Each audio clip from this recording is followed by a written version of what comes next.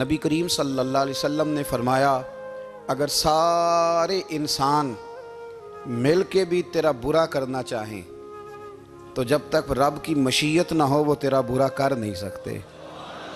اور حضور صلی اللہ علیہ وسلم نے فرمایا اگر سارے انسان مل کے تیرا بھلا کرنا چاہیں تو جب تک رب کی رضا نہ ہو تیرا بھلا ہو نہیں سکتا۔ تو اعلیٰ حضرت فرماتے ہیں اس چیز کو ذہن میں بٹھاؤ، مسلمانوں اپنا رجوع اپنے رب رسول کی طرف مضبوط کرو۔ یہ کیا بات ہو گئی کہ میں اس سے بھی ڈر رہا ہوں، میں اس سے بھی ڈر رہا ہوں، وہ بھی میرے پیچھے لگ گیا۔ فاضل بریلوی رحمۃ اللہ علیہ ان چیزوں سے منع فرماتے تھے۔ وہ کہتے تھے یہ توہمات ہیں، اوہام پرستی ہے، ہمیں ان چیزوں سے ہمیشہ بچنا ہے، اپنی آنے والی نسلوں کو بچانا ہے۔ اور فرمایا کرتے تھے رب کی رضا پہ جو راضی رہتا ہے اللہ اسے سکون والی زندگی عطا فرماتا ہے۔ ہمارے ہاں لوگ پوچھتے ہیں طبیعت کیسی ہے، لیکن یو پی میں، سی پی میں، لکھنؤ میں پوچھا جاتا ہے کہ کیا شکایت ہے آپ کو؟ کہتے ہیں یہ سر درد کی شکایت ہے۔ یہ اردو کا ایک محاورہ ہے۔ جناب کیا شکایت ہے؟ کہتے ہیں جی مجھے کمر درد کی شکایت ہے۔ پھر پوچھنے والے پوچھتے ہیں کہ جناب اس شکایت کا کیا بنا؟ تو صدر الشریعہ مولانا امجد علی صاحب اعظمی رحمۃ اللہ علیہ فرماتے ہیں اعلیٰ حضرت کو بخار تھا تو میں حاضر ہوا، تو میں نے کہا حضور شکایت کا کیا بنا؟ کہنے لگے مولانا پڑھے لکھے ہو کے تو ایسی باتیں نہ کرو، شکایت کس سے کرنی ہے؟ رب نے جس حال میں رکھا ہے بڑا ہی اچھا رکھا ہوا ہے۔ شکایت کا کیا معنی ہوا؟ اللہ نے جہاں سمجھا مناسب اس نے ہمیں رکھا ہے، شکایت کیا ہوتی ہے؟ مجھے کسی سے شکایت نہیں۔ فرمایا کرتے تھے الحمدللہ مجھے سر درد بھی ہوتا ہے اور بخار بھی ہوتا ہے اور میں بڑا خوش ہوں، یہ وہ والی بیماریاں ہیں، یہ وہ امراض ہیں جو نبیوں کے قدم بھی چومنے آیا کرتے تھے۔ میں خوش بخت ہوں کہ وہ امراض جو انبیاء کے پاس آتے تھے، سر درد اور بخار، وہ مجھے لگتے ہیں۔ اپنی زندگی کو رضا والی زندگی بنایا۔ یقین بڑا کامل تھا میرے اعلیٰ حضرت کا۔ امام غزالی نے حدیث لکھی ہے، نبی کریم صلی اللہ علیہ وسلم نے فرمایا ہے یقین اس طرح سیکھا کرو جس طرح تم قرآن سیکھتے ہو۔ آج میرے دور کا سب سے بڑا مسئلہ یقین کی کمزوری ہے۔ مسلمان کچی پکی سوچیں سوچتا ہے، کمزور کمزور جملے بولتا ہے، اس کو دنیا داروں کے وعدوں پر اعتماد جلدی ہوتا ہے، لیکن معاذ اللہ اللہ رسول کے وعدوں کے بارے میں یہ کئی دفعہ شکوک کا شکار ہوتا ہے۔ اسے سمجھنا چاہیے۔ فاضل بریلوی ایک پختہ یقین والی شخصیت تھے، پختہ یقین والی۔ بریلی شریف کے دائیں بائیں طاعون کا مرض پھیل گیا تو اعلیٰ حضرت فرماتے ہیں میرے منہ میں بھی کچھ گلٹیاں نکل آئیں، تو بعض لوگوں نے کہا شاید آپ کو بھی طاعون ہو گیا ہے۔ اعلیٰ حضرت رحمۃ اللہ علیہ فرماتے ہیں جو سب سے بہترین طبیب تھا وہ لایا گیا، اس نے میرا منہ دیکھ کے گلٹیاں دیکھ کے کہا اوہ آپ کو تو طاعون کا مرض ہو گیا ہے۔ تو اعلیٰ حضرت فرمانے لگے مجھے ساری بیماریاں لگ سکتی ہیں، یہ نہیں لگ سکتی۔ اس نے کہا حکیم میں ہوں کہ آپ ہیں؟ فرمایا نہیں آپ ہی ہیں، پر یہ بیماری مجھے نہیں لگ سکتی، یہ مجھے ہو نہیں سکتی۔ اس نے اصرار کیا تو اعلیٰ حضرت رحمۃ اللہ تعالیٰ علیہ اس کو کہنے لگے میاں تو جو مرضی کر لیکن مجھے طاعون کا مرض نہیں ہو سکتا، یہ بات طے ہے۔ وہ ناراض ہو کے چلا گیا۔ اب طاعون کی جو گلٹیاں ہوتی تھی نا وہ بڑے بڑے مہینوں نہیں جاتی تھی، تکلیف رہتی تھی۔ اعلیٰ حضرت کہتے ہیں میں نے اسی رات نا تھوڑی سی کالی مرچوں کا سفوف بنایا اور مسواک میں رکھ کے جب منہ کے اندر چھڑکا تو تھوڑا سا خون نکلا اور میرا منہ بالکل ٹھیک ہو گیا۔ سویرے میں نے کہا بلاؤ نا اپنے حکیم کو جو کہتا تھا طاعون ہو گیا ہے۔ تو لوگ کہنے لگے حضور آپ کو ویسے کیسے پتا تھا طاعون نہیں ہے؟ فرمانے لگے پتہ اس طرح تھا کہ اللہ کے رسول صلی اللہ علیہ وسلم نے ایک دعا ارشاد فرمائی ہے، فرمایا کسی مریض کو دیکھ کے پڑھ لو الحمدللہ الذی مما ابتلاک بہ وفضلنی علی کثیر ممن خلق تفضیلا۔ حضور نے فرمایا کسی بیمار کو دیکھ کے، مصیبت والے کو دیکھ کے یہ دعا پڑھو، تم اس مصیبت میں شکار نہیں ہوں گے۔ فرمانے لگے میں نے طاعون کے مریض کو دیکھ کے دعا پڑھ لی تھی، تارے ٹوٹ سکتے ہیں، چاند گر سکتا ہے، سورج اپنی جگہ چھوڑ سکتا ہے، پر مدینے والے محبوب کی بات غلط نہیں ہو سکتی۔ یہ میرا یقین کامل ہے، ساڈے نبی دی زبان ساڈے واسطے قرآن، یہ بات غلط ہو سکتی؟ مضبوط یقین فاضل بریلوی کا، مضبوط نظریات۔ اعلیٰ حضرت رحمۃ اللہ تعالیٰ علیہ سے کسی نے کہا آپ کس طرح کے مومن ہیں، کس طرح کے مومن ہیں؟ تو اعلیٰ حضرت فرمانے لگے میرا دل چیرو، اس کو کھولو، ایک طرف لا الہ الا اللہ لکھا ہوگا، دوسری جانب محمد الرسول اللہ لکھا ہوگا، کھول کے دیکھ لو۔ ایک تو یقین کی، پھر دوسری بات، خشک لوگوں کو زندگی گزارنے کا مزہ کوئی نہیں آتا۔ زندگی گزارنے کا مزہ اسے ہی آتا ہے جسے کسی سے پیار ہو جاتا ہے۔ باقی نہ دیکھیں نا، ایک بندہ جبرن ایک شخص بچے پالتا ہے، وہ کہتا ہے یہ میرے لیے کیا مصیبت ہے 5 بچے، اور ایک شخص کو بچوں سے پیار ہو جاتا ہے، وہ جوان بھی ہے، خوبصورت بھی ہے، پر عید پہ کپڑے نہیں خریدتا، بیوی سے کہتا ہے میں پرانی پہن لوں گا پر بچوں کو نہیں لے دے۔ اور بھائی تیری خواہشیں مر گئی ہیں، تیری خوبصورتیوں کی طرف جانے کی آرزویں ختم ہو گئی، تو کہنے لگا سارا کچھ ہے پر بچوں سے پیار جو ہو گیا ہے۔ اعلیٰ حضرت رحمت اللہ علیہ بہت بڑے فلسفی تھے، منطقی تھے، بہت بڑے سائنسدان تھے۔ یہاں بڑا سنجیدہ اجتماع ہے، میں بڑی خاص بات کرنے لگا ہوں۔ سارے سائنسدان کہتے ہیں زمین گھومتی ہے، اعلیٰ حضرت نے اتنی موٹی کتاب لکھی ہے زمین ساکن ہے۔ فرماتے تھے ہم جیسے مرضی سائنسدان کہیں گے آپ نے دلائل دی ہیں۔ آپ فرماتے ہیں جب نبی کریم علیہ السلام کی حدیث مسلم شریف میں موجود ہے کہ جب اللہ نے زمین کو پیدا کیا زمین کانپنے لگی تو اللہ نے پہاڑوں کو میخیں بنا کے قلعے بنا کے اندر لگا دیا تو زمین ٹھہر گئی۔ فرمانے لگے جب مصطفیٰ کریم نے کہہ دیا ٹھہر گئی ہے تو سارے سائنسدان بھی کہیں تو ہم ماننے کو تیار نہیں کہ گھومتی ہے۔ انہوں نے دلائل دیے۔ وہ ہمیں نہ روز کہہ دیتا ہے ڈاکٹر آپ کی طبیعت خراب ہے، کھانسی ہے، گھر میں کسی اور کو تو نہیں؟ ہاں جی ہے جی۔ وہ کہتا ہے اسی کی وجہ سے ہو گئی ہے۔ او خدا کے بندے، نبی کریم علیہ السلام نے فرمایا بیماری متعدی نہیں ہوتی، ایک سے دوسرے کو نہیں لگتی۔ اور بڑے سادے انداز میں مسلم کی حدیث ہے، ایک صحابی نے کہا یا رسول اللہ میرے اونٹ کو اس اونٹ سے خارش پڑ گئی ہے، تو اللہ کے رسول فرمانے لگے تیرے اونٹ کو تو اس سے پڑیا تو اس کو کہاں سے پڑی تھی؟ کہنے لگا جی وہ تو قدرتی معاملہ ہے، تو حضور فرمانے لگے یہ بھی قدرتی معاملہ ہے۔ اب ہمیں جو مرضی، اعلیٰ حضرت کے زمانے میں لوگوں نے کہا کشش ثقل ہے، زمین اپنی طرف چیزوں کو کھینچتی ہے۔ دلیل کیا ہے؟ وہ کہنے لگے جی سیب گرتا ہے تو زمین پہ، آم گرتا ہے درخت سے تو زمین پہ، امرود گرتا ہے تو انار گرتا ہے تو زمین میں کشش ہے، کھینچ لیتی ہے۔ اعلیٰ حضرت فرمانے لگے شاباش، سائنسدان جو کہیں گے ہم مانیں گے۔ فرمانے لگے زمین نے آدھا کلو کا سیب کھینچ لیا ہے، 1.5 پاؤ کا انار کھینچ لیا ہے، پر ہم نے غبارے میں 1.5 چھٹانگ ہوا بھر دیا، وہ تو زمین سے کھینچا نہیں گیا۔ یہ کس قسم کی کش سے ثقل ہے؟ یہ ابھی 2 سال پہلے ڈاکٹر عبد القدیر خان کا مضمون چھپا تھا روزنامہ جنگ میں۔ وہ کہتا ہے مجھے وہ مولوی چاہیے تھا جس کے پاس قرآن حدیث بھی ہو اور سائنس کے علوم بھی ہوں۔ کہتا میں نے زمانے کے دروازے کھٹکھٹائے، پھر میں پہنچا بریلی کے امام کے پاس، اور کہتا ہے وہاں جا کے نہ میں ٹھہر گیا ہوں، اس لیے کہ مجھے قرآن و سنت کا نور بھی ملا ہے اور مجھے سائنس کے رموز بھی ملے ہیں۔ یہ واحد شخص ہے جو دین کو سائنس کا پابند نہیں کرتا بلکہ سائنس کو مدینے والے کا غلام بناتا ہے، مدینے والے کا غلام بناتے۔ تو اعلیٰ حضرت فرمانے لگے عجیب فلسفہ ہے نا جی، آم کھینچ لیا اس نے، سیب کھینچ لیا، امرود کھینچ لیا، پر اس سے 1.5 چھٹانگ والا غبارہ۔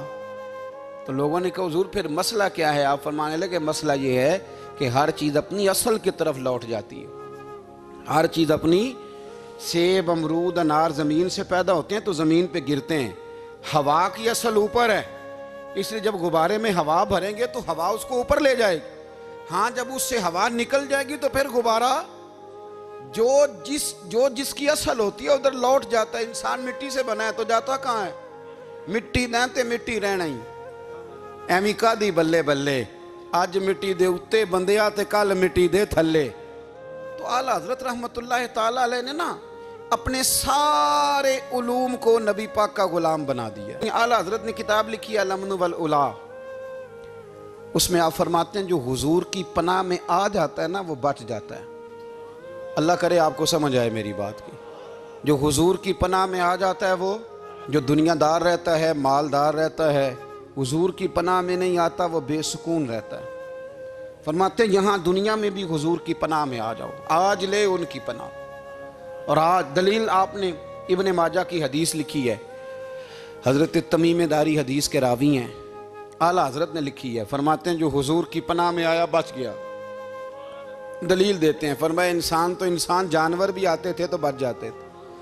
حضرت تمیم داری رضی اللہ تعالیٰ عنہ فرماتے ہیں کہ ہم کھڑے تھے، ایک اونٹ دوڑتا ہوا آیا، نبی کریم صلی اللہ علیہ وسلم کے پہلے اس نے قدموں پہ سجدے کیے، صحابہ کہنے لگے حضور ہمیں بھی اجازت دیں، فرمایا وہ تو بے زبان ہے، اسے تو پتہ کوئی نہیں، پیش نظر ہے وہ نو بہار، سجدے کو دل ہے بے قرار، روکیے سر کو روکیے یہی تو امتحان ہے۔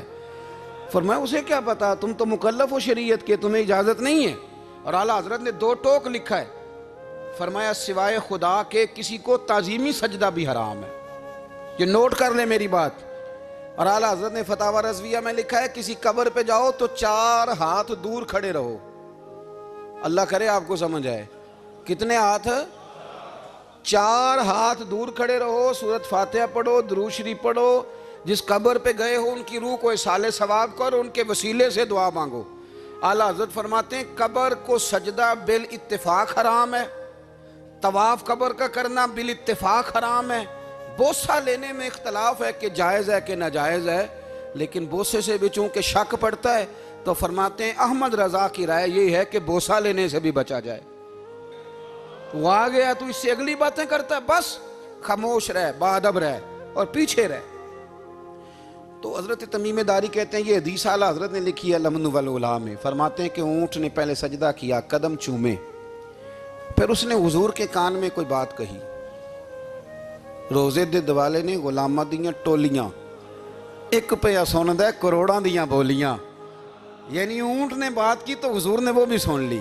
اعلیٰ حضرت کہتے ہیں جو پناہ میں آتا ہے بچ جاتا ہے، کہتے ہیں رسول کریم نے نا اونٹ کی پشت پہ ہاتھ پھیرا اور اللہ کے محبوب فرمانے لگے فکر نہ کر، اب تو آ گیا ہے نا تو جیسے تو کہے گا ویسے ہی ہو جائے گا، جیسے تو کہے گا ویسے ہی۔ ابن ماجہ میں موجود ہے، پر میں چونکہ فاضل بریلوی رحمۃ اللہ علیہ کی کتاب سے پیش کر رہا ہوں الامن والعلا سے، تو میں اسی انداز میں پیش کر رہا ہوں جس انداز میں وہاں ہے۔ حضرت تمیم داری کہتے ہیں کہ ہماری سمجھ میں بات کوئی نہ آئی، تھوڑی دیر گزری تو کچھ لوگوں نے ہاتھوں میں رسیاں پکڑی ہیں، خنجر پکڑے ہیں، دوڑے آئے، یا رسول اللہ یہ ہمارا اونٹ ہے۔ حضرت تمیم داری کہتے ہیں میں نے دیکھا کہ جب وہ آ گئے نا خنجر لے کے تو اونٹ حضور کے پیچھے چھپ گیا، آج لے ان کی پناہ، آج مدد مانگ ان سے، وہ حضور کے پیچھے چھپ گیا۔ تو کہتے ہیں کہ نبی کریم صلی اللہ تعالیٰ علیہ وسلم نے فرمایا کیا مسئلہ ہے بھائی؟ یا رسول اللہ ہمارا اونٹ ہے، ذبح کرنے لگے تھے دوڑا آیا ہے، تو حضور فرمانے لگے وہ تو تمہاری شکایت کر رہا ہے۔ وہ کہتا ہے یا رسول اللہ میں نے برسوں ان کی نوکری کی، برسوں میں نے بڑی نوکری کی، صحیح کہتا ہے؟ یا رسول اللہ ٹھیک کہتا ہے، حضور اب بوڑھا ہو گیا ہوں، تھوڑا زیادہ بوجھ نہیں اٹھا سکتا، تو مجھے ذبح کر کے کھانا چاہتے ہیں، میں مرنا نہیں چاہتا۔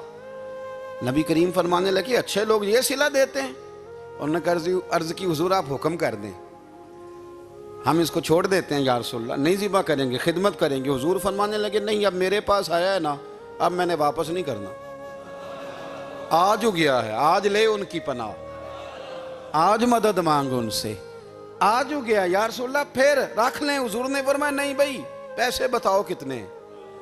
یا رسول اللہ نہیں کچھ نہیں۔ نبی کریم علیہ السلام نے فرمایا نہیں بتاؤ کتنے، بتاؤ کتنے؟ انہوں نے کہا حضور ایک دفعہ ریٹ لگایا تھا تو 100 دینار لگا تھا، حضور نے فرمایا بلال دے دو 100 دینار، 100 دینار دے دیا۔ اعلیٰ حضرت فرماتے ہیں دیکھو ان کی پناہ میں آنے کی برکتیں کتنی ہیں۔ ان سے کہا تم جاؤ، وہ چلے گئے، حضور نے پشت پہ ہاتھ پھیرا، فرمایا جا تو آزاد ہے۔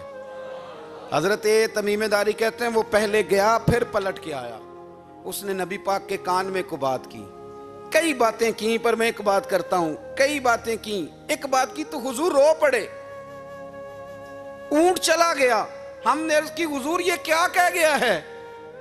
تو محبوب فرمانے لگے یہ کہہ گیا یا رسول اللہ جس طرح آپ نے مجھے چھری سے بچایا ہے، میں دعا کرتا ہوں اللہ آپ کی امت کو جہنم سے محفوظ فرمائے، اللہ جہنم سے بچائے آپ کی امت، اس طرح مجھے چھری سے آپ نے محفوظ کیا۔ اعلیٰ حضرت فرماتے ہیں کن چکروں میں پڑے ہوئے ہو، کن چکروں میں؟ پیسوں کی پناہ لیتے ہو، عہدوں کے پیچھے چھپتے ہو، دولت کے پیچھے چھپتے ہو، تعلقات کے پیچھے چھپتے ہو۔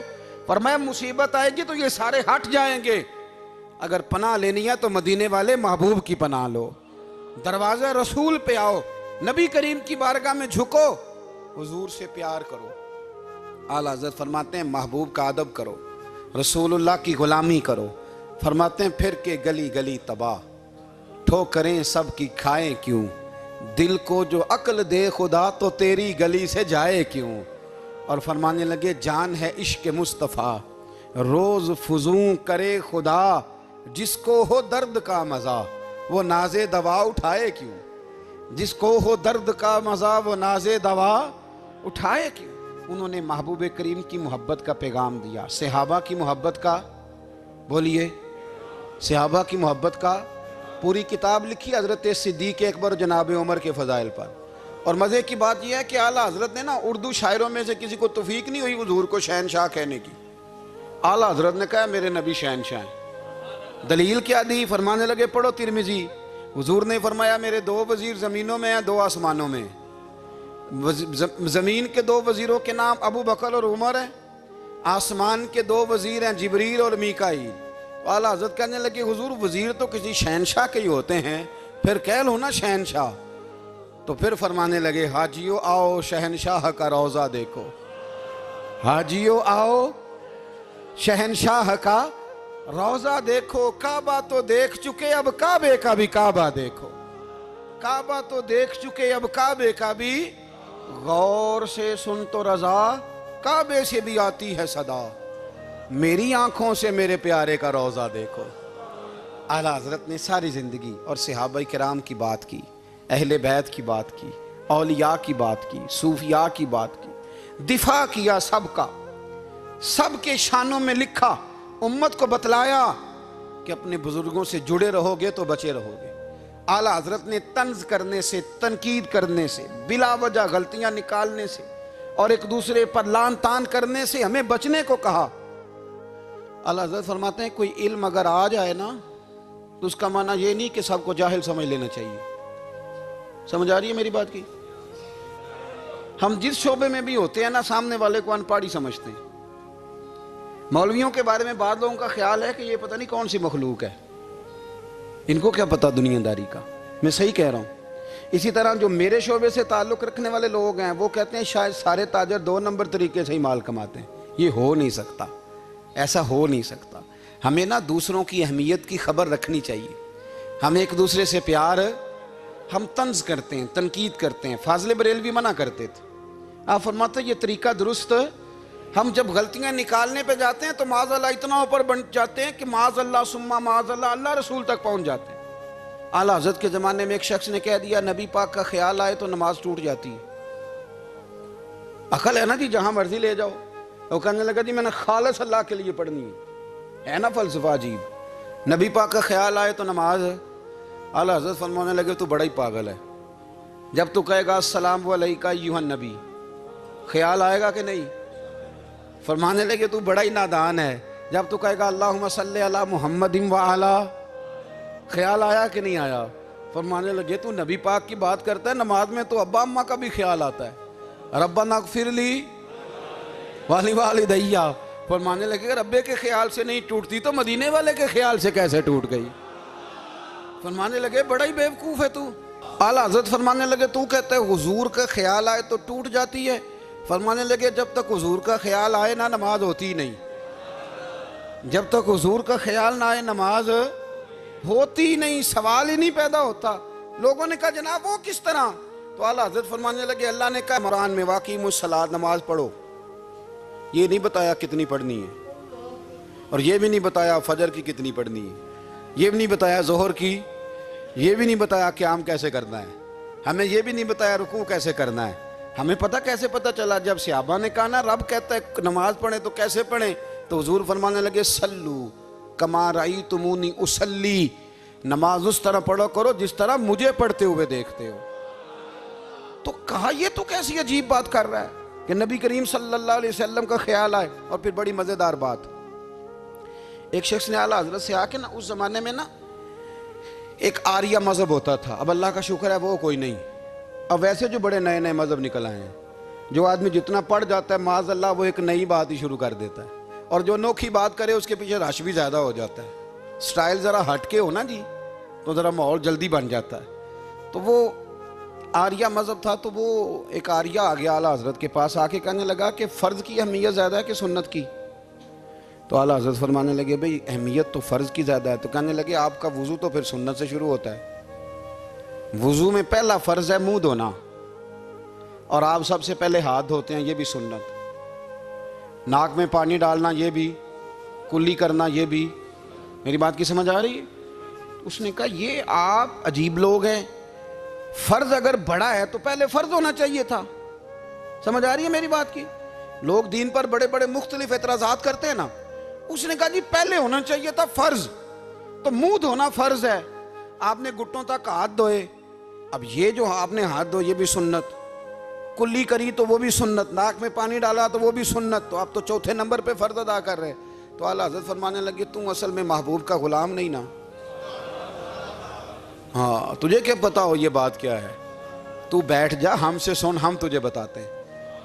اس نے کہا جی کیا مطلب؟ فرمانے لگے یہ محبوب جو ہے نا ہمارے، یہ ہمیں بڑی جگہوں سے بچاتے ہیں، یہ بچا بچا کے فرائض تک لے جاتے ہیں۔ کیا مطلب؟ کہنے لگے حضور نے ہمیں کہا ہے کہ پہلے نا ہاتھ دھو لو، پتہ چل جائے پانی زیادہ گرم تو نہیں، منہ جالی نہ جائے، پہلے نا دیکھ لو۔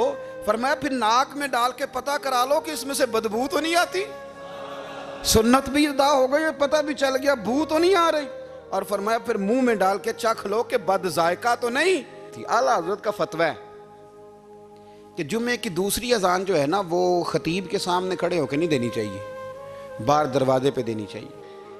اعلیٰ حضرت رحمت اللہ علیہ نا جبل پور چلے گئے، سفر تھا، وہاں آپ کے دو خلفاء تھے، باپ بیٹا، مولانا عبدالسلام بھی خلیفہ تھے، مفتی برہان اللہ ان کے بیٹے وہ بھی خلیفہ تھے۔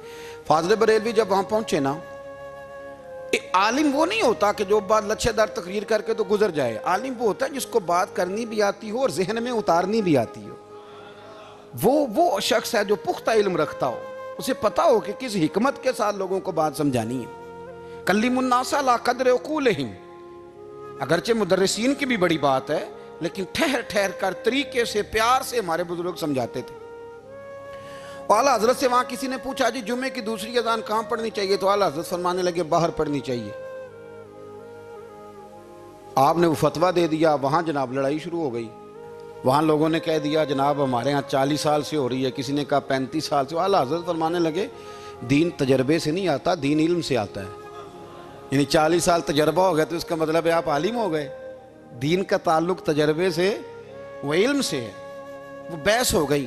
اعلیٰ حضرت نا انگریز کی عدالت نہیں جاتے تھے، فرماتے تھے عدالت تو وہ ہوتی ہے جہاں عدل ہوتا ہے، آپ اس کو کچہری کہتے تھے، عدالت کہتے ہی نہیں، تو کبھی گئے ہی نہیں تھے۔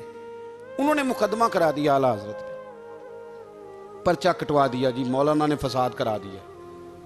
اب وہ جج مسلمان تھا، اس نے ریڈ کر لیا، وہ جو نائب قاصد نہیں، وہ ادری جس کو کہتے ہیں آوازیں دیتا ہے، فلاں بن فلاں حاضر ہو، وہ اعلیٰ حضرت کا مرید تھا۔ آپ نے اسے بلا کے نا تو ساری بات سمجھا دی، وہ سمجھ گیا کرنا کیا ہے۔ جب باری آئی نا اعلیٰ حضرت کی تو جج صاحب نے کیس پہلے پڑھ لیا تھا کہ یہ مسئلہ ہے، مولانا کہتے ہیں اذان باہر پڑھو تو کچھ لوگ کہتے ہیں سامنے پڑھنی چاہیے۔ اس نے کہا بھی بلاؤ مولانا رضا علی خان ولد نقی علی خان۔ وہ کہنے لگا کھڑا ہو کے نا جج کے سامنے، کانوں میں دونوں بالکل جج کے آواز دینی تھی نا باہر جا کے، تو جج صاحب کے سامنے جج صاحب کی طرف منہ کر کے کہنے لگا مولانا رضا علی خان ولد نقی علی خان حاضر ہو، اور جج کہنے لگا بیوقوف باہر جا کے کہنے لگے یہی تو میرے پیر کہتے ہیں، یہی تو وہ فرماتے ہیں کہ خطیب تو آیا بیٹھا جمعہ پڑھانے، وہ تو آیا ہوا ہے، باہر جا کے کہے جو نہیں آئے انہیں بھی پتہ چل جائے کہ جمعہ پڑھنا ہے، یہی تو وہ کہتے ہیں۔ وہ جج کہنے لگا مولانا کو آنے کی ضرورت نہیں، وہ جو بھی کہہ رہے ہیں ٹھیک ہی کہہ رہے ہیں، وہ ٹھیک کہہ رہے ہیں جو بھی کہہ رہے ہیں۔ انہوں نے فکری طور پر لوگوں کی تربیت کی، انہیں بات سمجھانے۔ ایک مولانا نے کہہ دیا کہ نبی پاک صلی اللہ علیہ وسلم کو تو غیب کا علم ہی نہیں، تو اعلیٰ حضرت فرمانے لگے تو بتا اگر نہ ہو حضور کو غیب کا علم تو تیرا کیا فائدہ ہے؟ سوچنے کی بات ہے نا بھائی، کوئی اختلاف نہیں، لیکن کسی کا کیا نقصان ہے اگر اللہ اپنے نبی کو غیب کے خزانوں کی چابیاں دے؟ ہے کسی کا نقصان؟ عجیب فلسفہ ہے نا۔ میں سفر کرتا رہتا ہوں تو بچے میپ لگا لیتے ہیں، اس کو غیب ہے کدھر جانا ہے کدھر نہیں جانا، لے جاتا ہے کہ نہیں، لیفٹ ہو جاؤ رائٹ ہو جاؤ، کس نے بتایا اسے؟ اس کی بات ماننا اسلام کے کفر۔ اللہ اکبر، الجھ گئی نا بات۔ پھر وہ بتاتا ہے کہ آپ 5 گھنٹے 4 منٹ میں فلان جگہ پہنچ جائیں گے، تو اتنی دیر میں بندہ پہنچ جاتا ہے این ٹائم پہ. تو یہ بات ماننا اسلام کے کفر. لیکن مجھے افسوس اس بات کا ہے کہ ڈاکٹر کا الٹرا ساؤنڈ ماننے والے، میپ کی باتیں ماننے والے، کل اتنے بجے بارش ہو جائے گی یہ ماننے والے، اگر کہا جائے کہ رسول پاک نے یہ غیب کی خبر دی ہے تو لوگ اڑ جاتے ہیں. اعلیٰ حضرت فرماتے ہیں یوں نہ کرو جسے کوئی سائنسدان پڑھائے، اگر وہ بہت ساری باتیں بتا سکتا ہے تو جسے رب رحمان پڑھائے. الرحمن علم القرآن خلق الانسان. میں تم بات ہی نہیں مانتے. فاضل بریلوی نے الدولت المکیہ پوری کتاب لکھی ہے اور آپ فرماتے ہیں اللہ نے سب سے زیادہ غیب کی خزانوں کی چابیاں اپنے نبی کو عطا فرمائی ہے. تو آپ نے ہر محاذ پر حضور کی شانیں بیان فرمائی، نبی پاک کی عظمتوں کے تذکرے کیے. آپ نے فرمایا کہ اولیاء اللہ، صوفیاء، بزرگ، ان پر تنقید نہ کرو. ہمارا نا آج مزاج بن گیا ہے. میں اکثر کہتا ہوں کہ لوگوں کا ذائقہ خراب ہو گیا ہے. یہ جو لوگ کہتے ہیں نا نماز میں دل نہیں لگتا، محفل میں سرور نہیں آتا، ہم جب اینک تنقید کی لگا کے جاتے ہیں تو کیسے مزہ آئے گا جب ہم سامنے والے کو اچھا ہی نہیں سمجھ رہے. سب سے اچھے ہم خود ہیں. میں اکثر کہا کرتا ہوں کہ جب تک ہم تھوڑا سا نیچے بیٹھ کے اوپر نہیں نہ دیکھتے، بندے ہمیں بڑے نظر نہیں آئیں گے، چھوٹے چھوٹے نظر آئیں گے. ہم ہمیشہ اوپر کھڑے ہو کے نیچے دیکھتے ہیں. مہربانی فرمائیں. بڑی شاندار بات لکھی اعلیٰ حضرت بریلوی نے ملفوظات شریف میں. آپ فرماتے ہیں 2 بڑے زبردست قاری تھے. تلفظ اچھا ہی ہونا چاہیے، لیکن اس کا یہ مطلب نہیں کہ پھر آپ سب پہ تنقید ہی کرتے رہیں. اعلیٰ حضرت فرماتے 2 قاریوں نے نا ایک بزرگ کے پیچھے نماز پڑھی تو ان کے نا کچھ قواعد مستحب، کچھ قواعد ٹھیک نہیں تھے. تو کہنے لگے شہرت تو بڑی سنی تھی پر بابے کو تو قرآن بھی صحیح نہیں پڑھنا آتا. یہ اعلیٰ حضرت نے لکھا ہے. چھوڑو جو یہ بھی کو بلی ہے. فرماتے ہیں بس مستحب قواعد ٹھیک نہیں تھے، جو چیزیں ضروری ہیں وہ ٹھیک پڑھتے تھے بابا جی. اب ان دونوں نے تنقید کی دل میں اور باہر نکل کے ایک دوسرے سے کہنے لگے یار کتنا سوچ کے آئے تھے پر یہ تو قرآن پاک بھی ٹھیک نہیں پڑھتے. اب موسم تھا تھوڑا سا ایسے ہی معتدل موسم تھا، نہ زیادہ گرمی تھی نہ زیادہ سردی تھی. قریب ایک جھیل تھی. کپڑے اتارے، تہمتیں باندھی اور جھیل میں گھس گئے نہانے کے لیے. ایک شیر آیا تو کپڑے اٹھا کے لے گیا. اب بندہ پانی میں کتنی کو دیر رہ سکتا ہے؟ موسم بھی معتدل تھا، بڑی گرمی میں بھی بندہ زیادہ نہیں رہ سکتا. ٹھٹھرنے لگے، پریشان ہو گئے، کانپنے لگے، جائیں تو کدھر جائیں، بڑے پریشان. اب شیر بیٹھا ہے سامنے اور پہاڑی کے اوپر وہ بیٹھا کپڑے لے کے. اعلیٰ حضرت فاضل بریلوی رحمۃ اللہ تعالیٰ علیہ فرماتے ہیں کسی نے جا کے بزرگوں کو بتایا کہ وہ آپ کے مہمانوں کے کپڑے لے گیا شیر. تو ٹھٹھر رہے. وہ بزرگ آئے اور آ کے نا تو شیر کو آواز دی، اللہ ہر مشکل دی کنجی یارو ہاتھ مردان دے آئی. شیر کو آواز دی، کہنے لگے ادھر آئے نا. وہ آیا تو ایک تھپکی دی. فاضل بریلوی نے حقوق والدین پہ لکھا، حقوق اولاد پہ لکھا، استاد کے حقوق پہ لکھا، شاگرد کے حقوق پہ لکھا. اعلیٰ حضرت نے پڑوسیوں کے حقوق پہ لکھا. فاضل بریلوی رحمۃ اللہ نے پیر اور مرید کے حقوق پہ لکھا. اعلیٰ حضرت نے شرطیں بیان کی مرید کس کا ہونا ہے، شرائط. فرمایا سب سے پہلے 4 شرطیں دیکھو پھر بیعت کرنا. پہلی بات یہ کہ وہ بندہ اتنا عالم ہے کہ ضرورت کے مسئلے بتا سکے، جاہل کی بیعت جائز نہیں. اور دوسرے نمبر پہ فرمایا یہ بھی دیکھو کہ اعلانیہ گناہ تو نہیں کرتا، ظاہری طور پر شریعت کا پابند ہے. تیسرے نمبر پر یہ دیکھو اس کا سلسلہ متصل ہے، باقاعدہ کسی سے مرید ہوا ہے، سلسلہ اوپر تک صحیح چل رہا ہے. اور فرمایا چوتھا یہ ضرور یاد رکھنا کہ خلیفہ مجاز ہو، کسی شیخ کامل نے اسے اجازت بھی اپنی مرضی سے نہ بن کے بیٹھ گیا ہو کہ مجھے تویز مل گئے ہیں، یہ نہ ہو. فرمایا ان چیزوں کو دیکھو اور پھر پوری پابندیاں لگائیں. کسی نے پوچھا پیر اور مریدنی کا پردہ ہے؟ تو اعلیٰ حضرت فرمانے لگے نبی پاک کی جو بیویاں ہیں نا وہ مومنوں کی مائیں ہیں، ان کو قرآن نے مائیں کہا ہے. تو اگر اس ماں کا بیٹے سے پردہ ہے تو پھر مریدنی کا پیر سے پردہ کیوں نہیں؟ فرمایا واجب ہے مریدنی کے لیے پیر سے پردہ کرنا، واجب ہے. آپ کو ایک بزرگ تھے، انہوں نے اپنے ہاں جلسے پہ بلایا. جب آپ پہنچے تو وہ عورتوں کو ننگے منہ تعویذ دے رہے تھے. آپ نے دور سے دیکھا تو واپس آ گئے. وہ دوڑے پیچھے، کہنے لگے مولانا کچھ تو خیال کریں، لوگ کیا سوچیں گے، ایسے چلے گئے. تو آپ فرمانے لگے شاہ جی آپ نبی پاک کی شریعت کا خیال نہ کریں تو میں آپ کا خیال کروں؟ شریعت اسلامیہ کا خیال نہیں کر رہے، بے پردہ عورتوں میں بیٹھے ہو. وہ کہنے لگے میں توبہ کرتا ہوں، آج کے بعد نہیں کروں گا. فرمایا پھر ہاتھ بڑھائیے، پھر میں آپ کے ہاتھوں کے بوسے لیتا ہوں. اس لیے کہ اگر آپ مان گئے ہیں تو پھر ہمارا اختلاف نہیں. ساری زندگی دین کی پہرے داری کی۔ اعلیٰ حضرت رحمۃ اللہ علیہ نے آج سے 150 سال پہلے کہا تھا مسلمان اپنے بینک قائم کریں، اپنا سرمایہ۔ ایک جو باتیں آج کر رہے ہیں نا آپ کے لوگ دانشور، وہ 125 سال پہلے کہا تھا کہ اپنے بینک بناؤ، آپس میں مسلمان تجارت کریں۔ فرمایا اپنا پیسہ ایک دوسرے پر خرچ کرو، غریبوں کو وظائف دو، وہ سارے طریقے اپناؤ جو صحابہ نے اور محبوب کریم نے ہمیں عطا فرمائے۔ مسلمانوں کی فلاح پر انہوں نے بڑا کام کیا۔ وہ زمانہ اقبال پہلے کہا کرتے تھے سارے جہاں سے اچھا ہندوستان ہمارا، پھر اللہ نے توفیق دی تو کہنے لگے نہیں، خاص ہے ترکیب میں قوم رسول ہاشمی۔ اعلیٰ حضرت اسی زمانے سے کہہ رہے تھے نہیں بھائی، جو مصطفیٰ کے غلام ہیں ان کا منصب اور معیار الگ ہے۔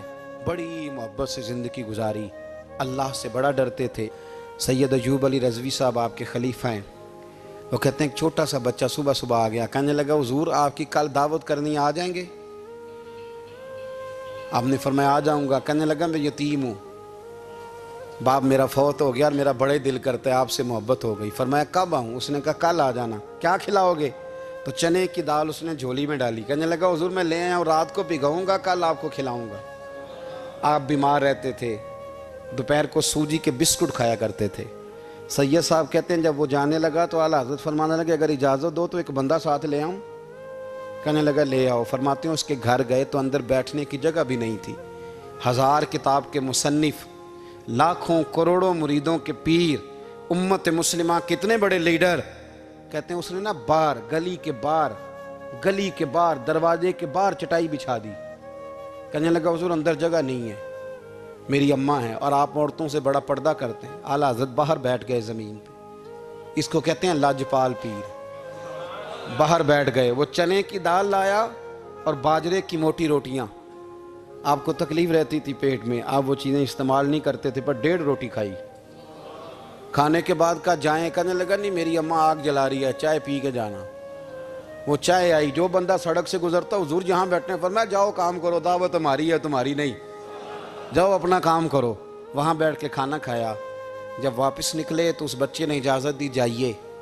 واپس آئے تو کچھ چہرے پہ کمزوری کے آثار تھے، کچھ تکلیف پیٹ میں شروع ہو گئی۔ سید صاحب کہنے لگے حضور آپ نے کیا کیا؟ بیمار ہو جائیں گے۔ فرمانے لگے ایوب علی یار بیماری تو ٹھیک ہو جائے گی، پر تو نے دیکھا نہیں یتیم کا دل کتنا راضی ہو گیا ہے، کتنا راضی ہو گیا اس کا دل، کتنا وہ خوش ہوا ہے۔ اور فرمایا جب یتیم راضی ہوتا ہے تو اللہ بھی راضی ہوتا ہے، اللہ کے نبی بھی راضی ہوتا ہے۔ بڑی پرہیزگاری والی زندگی گزاری۔